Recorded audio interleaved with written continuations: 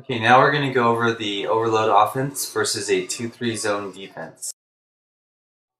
Now in a 2-3 zone defense, the defense is usually set up with a 2-guard top and 3 interior defenders. This defense presents the best rebounding position, and the strengths of the defense are the exterior at the top and obviously the interior. Now the weaknesses in a 2-3 zone are the perimeter and the corners and on the wings and at the high post.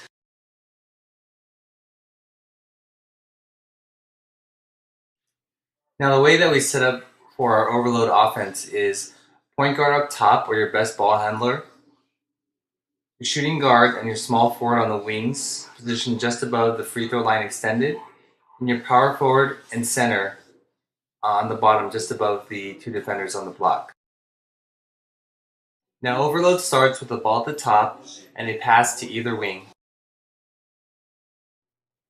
The main purpose of this first pass is to shift the defense over. It also informs the rest of the team which side we're going to run overload. Once the wing player receives the ball, they should look inside to the post player and shoot the three-pointer if they're open. Now you only want your shooter to take this shot if the defense begins to cheat and sag off. Otherwise, you swing the ball back to the point guard at the top of the key, and this initiates two secondary actions. One, the low post player that was ball side runs to the opposite low block, and the wing who just passed the ball will run along the baseline under the basket to come off the double screen. The ball is then passed from the point guard to the opposite wing. When the wing receives the pass, they should look inside, and they need to recognize what the defense is doing. If the bottom defender hasn't come out around the double screen, they should make the pass to the cutter coming underneath for the open shot. This time, when the pass is made to the wing recognizes that the defense has shifted over, and the player cutting underneath around the double screen isn't open. So the player cutting underneath runs all the way to the corner, drawing their defender away. Here the defense is still in their 2-3 zone, and we've created a situation where we have a defender who's guarding nobody. For that defender to be of any help, they would have to leave their zone position and come all the way across the key. After successfully rotating the defense over, it's important for the wing player here to assume a triple threat position. If they're only looking to pass inside, their defender will sag off. If they're a threat to shoot, it'll draw their defender away from the interior.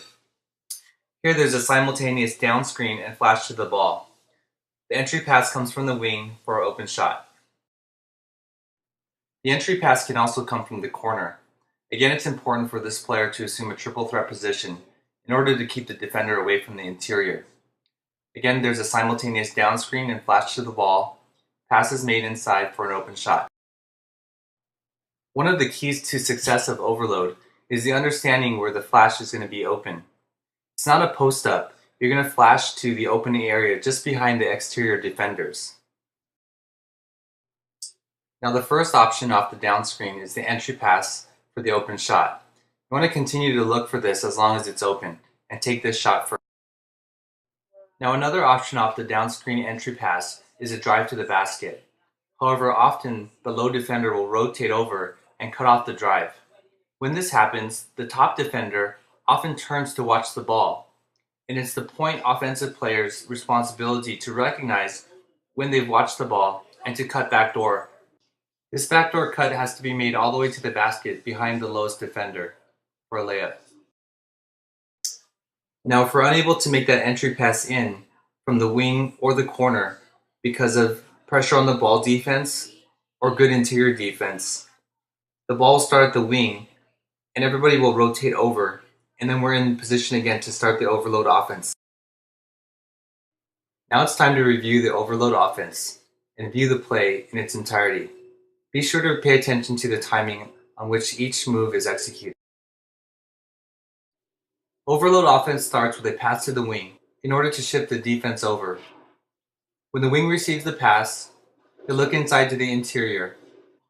We then swing the ball from the wing to the top again. This initiates the wing to swing underneath along the baseline and the low post to move to the opposite post. The ball is then swung to the opposite wing where they read the defense and see if they've rotated over.